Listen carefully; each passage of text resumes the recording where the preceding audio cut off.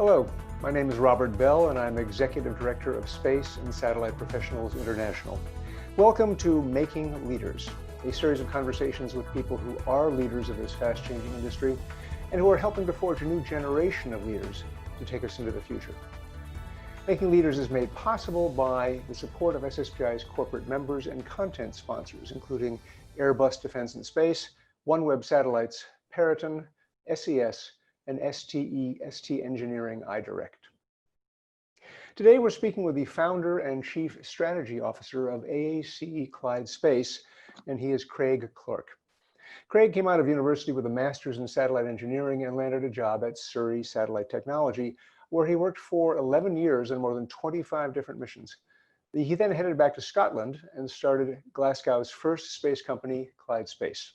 And then in 2017, he fulfilled the entrepreneur's dream by selling Clyde Space to the Swedish space company AAC Microtech and shifting his role from CEO to Chief Strategy Officer, which is frankly a lot more fun. Craig, welcome to the program. Thanks for inviting me to talk with you. Well, we're pleased to have you with us. Could you tell us, just shifting into a personal mode, what is the path that brought you into this business? Well, I mean, it's not my journey to get into the space industry is not one of, it's something I'd dreamt of doing and was determined to get into the space sector. Really, I went to school and then to university in Scotland, and where there was no space industry at all. The space sector for us is NASA, and it's in America.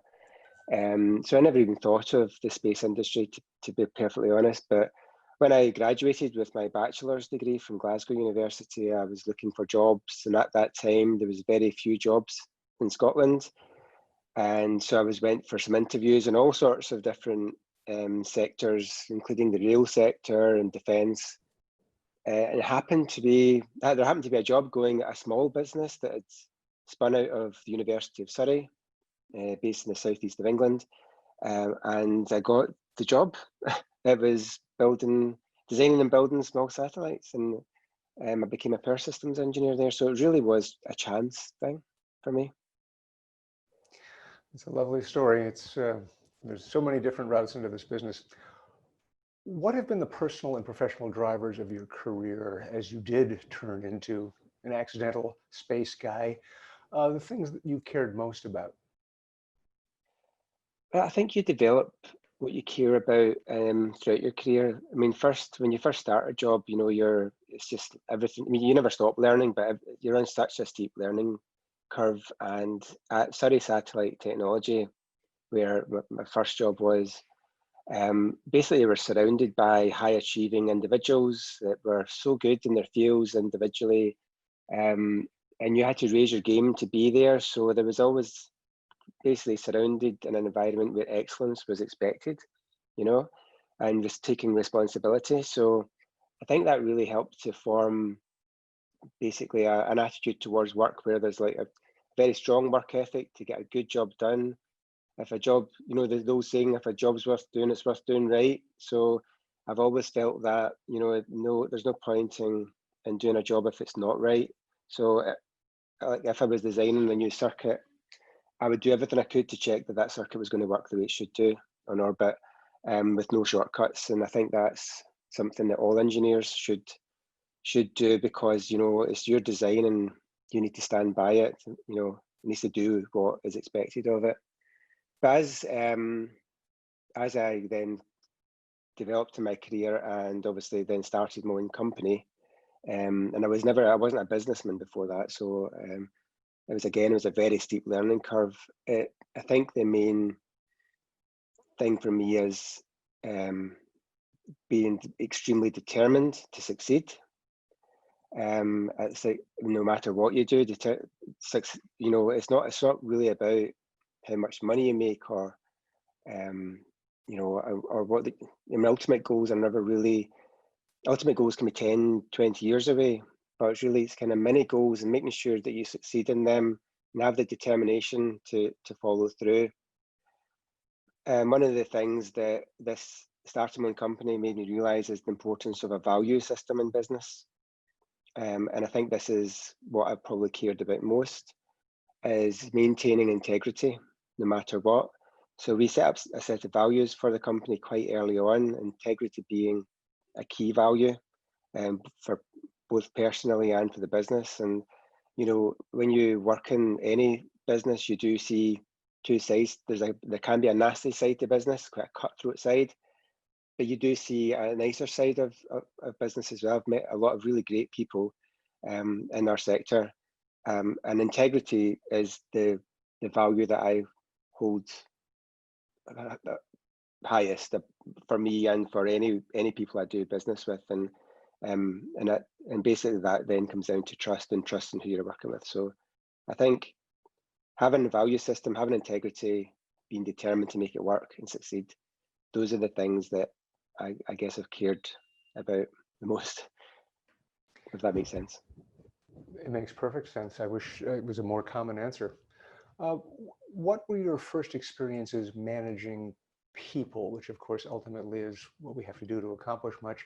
And did you take away an early leadership lesson from that experience?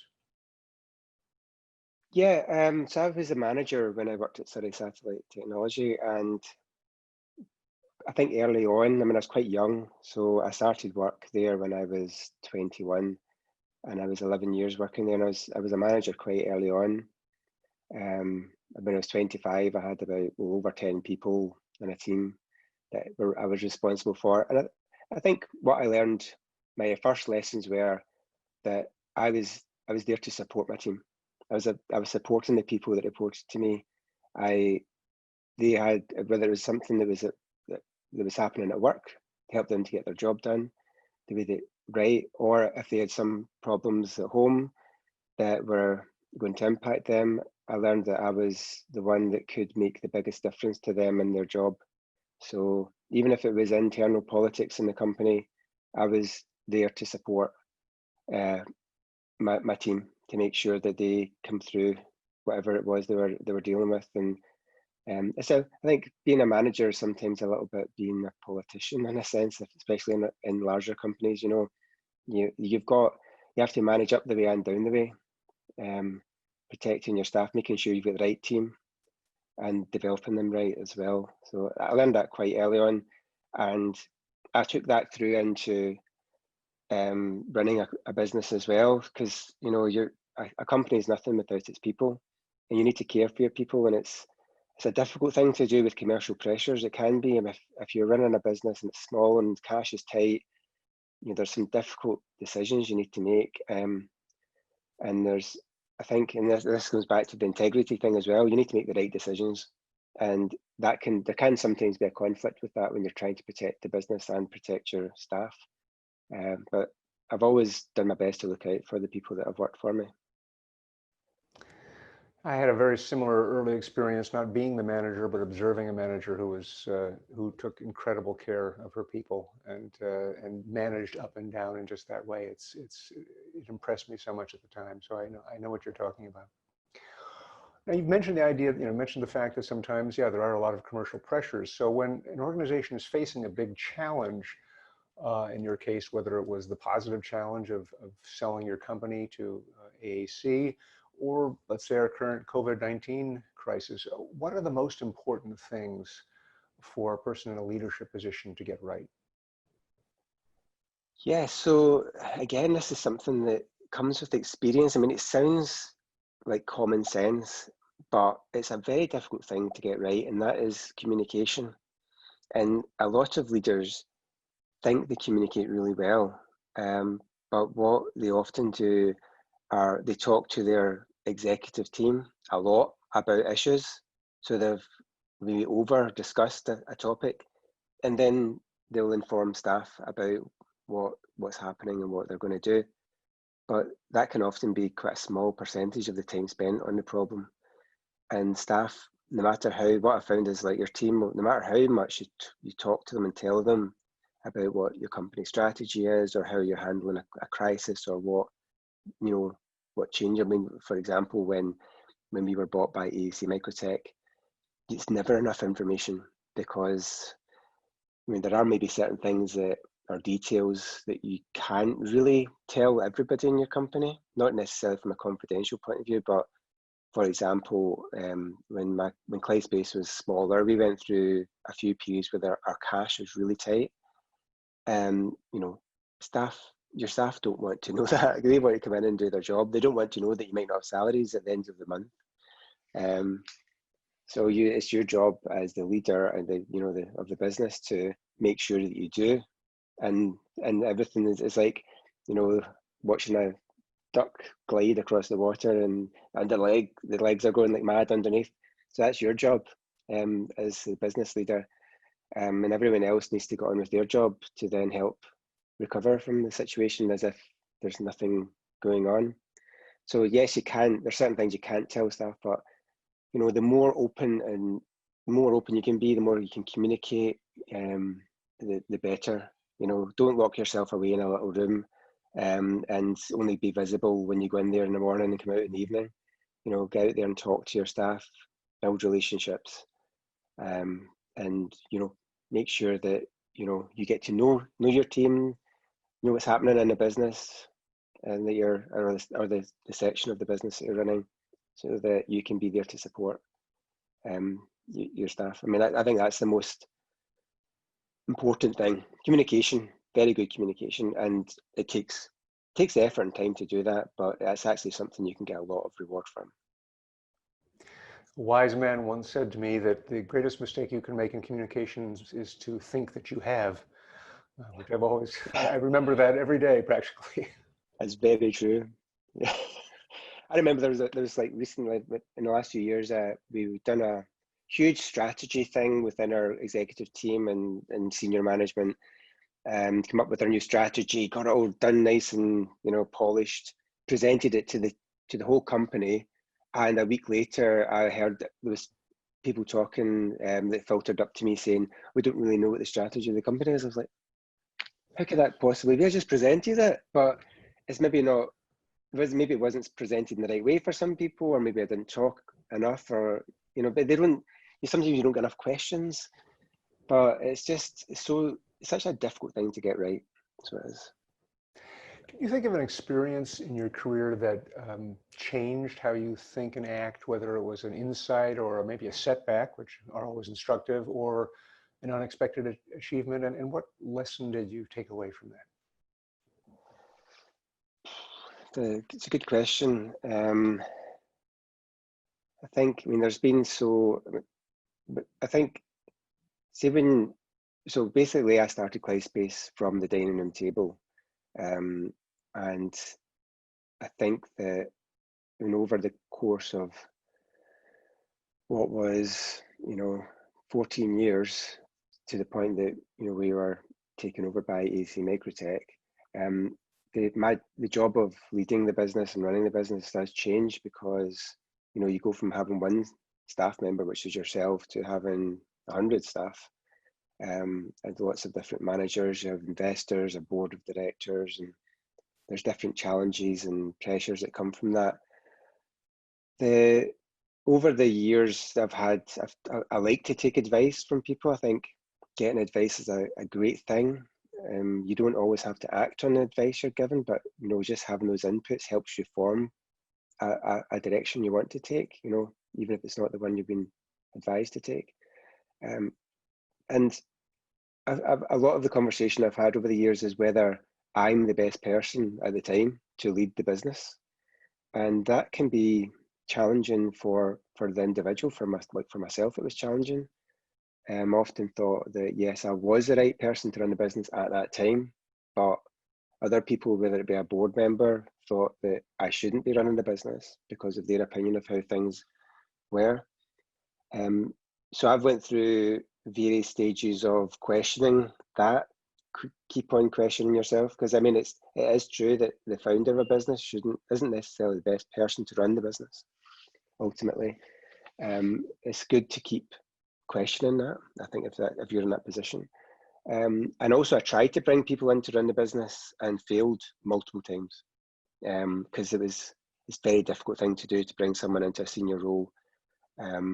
You know, I read somewhere it's about a 30% chance of success, no matter how good your interview process is. So ultimately, I always ended up being the one that ran the company until very recently. And our current CEO, is Luis Gomez, who used to work with me when I was at Surrey. You know, we'd actually done our master's degree together, so I've known him a long time. He's got a similar background to me in terms of the sector, and you know, we both kind of grew up professionally in Surrey satellite technology, and he's done a great job. I mean, honestly, it's, you know, I think, I mean, it's taken, I'd say, about 4 or 5 times of trying to find someone, the right kind of person, and you know, with Luge, I think we've found the right person to run the company, and he's, you know, finding somebody who does a better job than you could ever do is like the objective, and that's what he does. So I think that's an important lesson. Be open to somebody else running your business. Have people better than you in your company, because it makes your life a lot easier, and focus on what you're good at. So and understand what that is. I think that's probably the most important, well, one of the very important things I've learned over the years. It's a huge lesson and a tough one to learn. I don't think there's any way to learn it except the hard way. Yeah. What's your advice for young people, you know, yourself, but now translated into the present, who are thinking about a career in space and satellite? How should they go about getting started? I think this is probably a great time to get into the space sector. Obviously, COVID crisis aside, there's a lot of growth in the sector, a lot of new ideas coming through. There are lots of companies that are growing. We're growing just now. We're recruiting at the moment. There's lots of skill shortages in our sector. So for somebody who's thinking of getting into the engineering side of space, I would certainly look at areas where there are shortages within the sector. For example, attitude control systems engineers, extremely difficult to get somebody with experience at the moment, because I mean, it's such a key area, quite complex, lots of maths, you know. So have a look at, you know, where, you know, talk to SSPI and other industry groups and ask where are the shortages, focus on that in the latter stages of your degree, and try and get some experience as well, because I think you would get a job really easily in the sector doing that. Try and get some practical experience as well. If you can do some sort of hardware, you know, a satellite program within the university, it's great experience for you to go and get a job, or maybe even start your own business afterwards. So I think that's also a good thing to do. But you know, it doesn't need to be engineering in the space sector. You know, the space sector needs all sorts of good people within management, sales, project management, manufacturing. You know, everything's changing just now. You know, if we look at, when we're recruiting people for manufacturing that are from sectors where there's higher volumes, because that's what our focus is. You look at SpaceX recruiting people from the automotive sector. So, and it doesn't necessarily have to be about the traditional way of doing space, but there's a lot of cross-pollination of different approaches to manufacturing and design that is happening just now from other sectors. So there's loads of opportunity. So if you want to do something in the space sector, you know, just be great at what you want to be great at, and then apply for jobs, basically, I think. Yes, there are. People do forget how diverse the industry is. Lastly, I mean, space and satellite is in a period of immense change, growth, chaos, even without the benefit of a pandemic. As you look from your perch, what do you think is next for our industry? Well, I think the sector has been moving in a similar direction for quite a long time, and if I say quite a long time for me, as the last 10 years. You know, because when I started Clyde Space, actually I didn't know anything about CubeSats, for example. It took 2 weeks of working as full-time in Clyde Space to learn about CubeSats, so I didn't start the business to do CubeSats. But I seen that as a great opportunity. So I mean, one of the things that we've been doing for a long time with Clyde Space is evangelizing about CubeSats and about what they could do. And I think ourselves, along with other organizations, we created the market, you know, by shown what could be done with a CubeSat. And now, today, we're seeing the number of small satellites being planned or launched increasing all the time. I think some of the forecasts that we saw over the last 5 years, I've seen over the last 5 years, are like a lot of startups saying, I'm going to launch 100 satellites, I'm going to launch 500 satellites.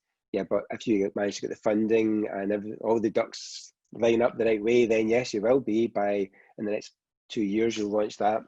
But a lot of them haven't happened. But there's still a general trend for more and more satellites. And what we're seeing now is because the technology maturity of small satellite has reached a level where they're being trusted. So they perform well and they're reliable. We're now seeing the likes of Eutelsat and Orbcomm, in our case, come along and buy satellites for their next generation constellations. We're also seeing non-space companies like the rail sector come and say, look, we've heard about small satellites and we think we could use that. In fact, maybe we could own our own small satellite constellation. So there's a general trend and an exposure to what's happening in the space sector that's opening up doors to lots of different opportunities. I don't think it's one of these things that will happen overnight, but I think that this momentum will continue to grow, and we'll continue to use these newer technologies and newer approaches to solve problems that we couldn't solve before, either from a cost point of view or a technology point of view. So I think the trend is still going to be driven by more and more small satellites and constellations, but it's going to be a gradual change. I do worry a little bit about these big constellations. I've always been a bit skeptical about them. I think the technological challenges of operating massive constellations and networks to do like high-speed broadband they're massive.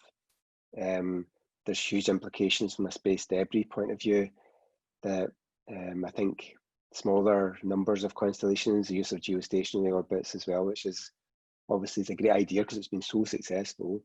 I think that moving from, it's almost like going from 0 to full speed and like that, with needing so much money, so much infrastructure, so many technological problems to overcome. I think with OneWeb we've seen that just needed too much money. So basically, in short, I think that the right approach from our point of view is to do everything in baby steps. So look, if there's a specific application that could be solved with 20 satellites, then that's much easier to define and solve that problem and deploy it than it is to say, I want to be all things to all men and all people, and launch thousands of satellites, and all of a sudden you've got this ubiquitous service. It's a much more difficult thing to do. So I prefer the gradual approach to go in stages. So the smaller size constellations with specific problems, and then will lead to us being able to do much larger services in the future. Craig, thank you. That's, I think, a great insight. It's certainly going to be a lesson learned for a lot of companies in this business right now. It's just been a great pleasure spending some time with you and learning about your views of both management and of the industry. So I want to thank you very much for sharing highlights from your career and your business insights with us. Great, thank you. And hopefully my accent's not too thick. I'm trying to talk slower. Hopefully everyone understands okay what I'm trying to say. Accent? What accent? No, it was a pleasure. It was a pleasure. Like any tech industry, the space and satellite business is driven by the ambition, the knowledge, and the leadership skills of its people. In our Making Leaders series, we take time away from business plans and technology roadmaps to focus on the people making a difference. We thank our members and content sponsors, Airbus Defense and Space, OneWeb Satellites, Peraton, SES, and ST Engineering iDirect for making this program possible. You can follow us on Twitter at SSPI. On Facebook or LinkedIn, just search for Space and Satellite Professionals. If you're not a member yet, well, I encourage you to become one by going to sspi.org/join. For Making Leaders, this is Robert Bell.